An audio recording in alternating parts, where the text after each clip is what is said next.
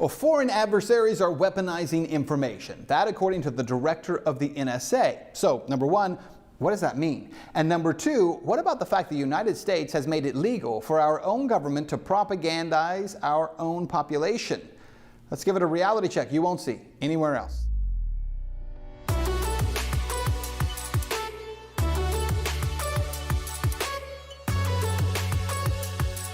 Reality Check with Ben Swan, powered by Smart Cash. Army General Paul Nakasone, who heads both NSA and Cyber Command, said recently that both the military and the nation as a whole are taking steps to counter foreign information warfare and to use information operations against adversaries. Specifically, he's talking about Russia and China.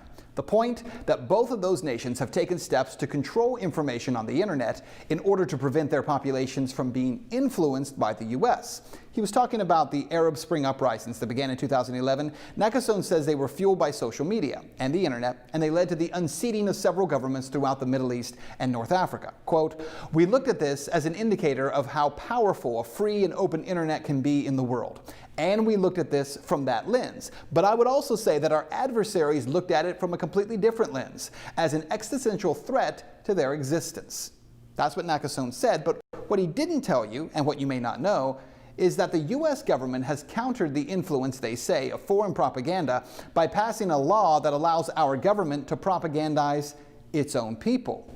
See, the 2016 version of the NDAA, or the National Defense Authorization Act, signed by President Obama, included a provision called the Countering Foreign Propaganda and Disinformation Act of 2016.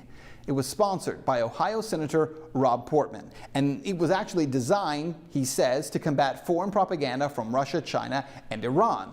Senator Portman said this about the act at the time, quote, "Surprisingly, there is currently no single U.S. governmental agency or department charged with the national-level deployment, integration, and synchronization of whole-of-government strategies to counter foreign propaganda and disinformation." Again, that was in 2016. See, this bipartisan bill established an interagency center housed at the State Department. Its job is to coordinate and to synchronize counter-propaganda efforts throughout the U.S. government. Okay, but it actually does much more than that. It also creates a grant program for NGOs, for think tanks, and civil society as well as those who are already engaged in, quote, counter-propaganda related work. But let's be clear, this concept was actually sold as countering propaganda. But here's the thing. If government agencies put out or fund information that is disseminated to the public for the purpose of altering or controlling a point of view, isn't that the very definition of propaganda?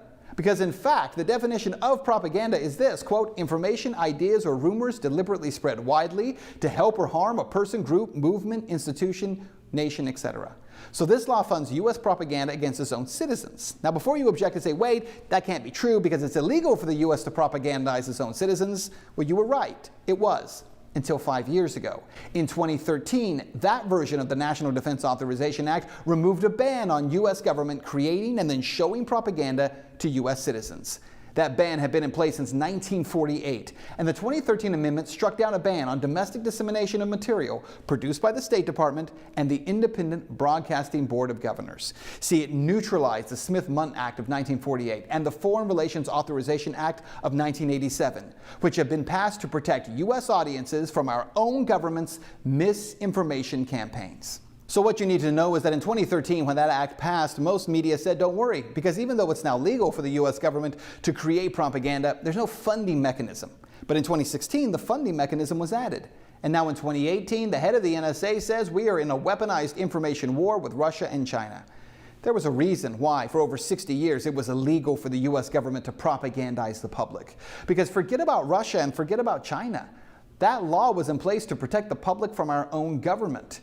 So what is the answer here? Well, how about the media in America just tells the truth, just reports facts, does not act as arms of political parties on the right or on the left, doesn't act as a mouthpiece for government institutions. See, if we want to combat propaganda, both foreign and domestic, then we should be pushing for a free and open system that informs the public, rather than trying to control what they believe. That's Reality Check. Let's talk about that right now on social media.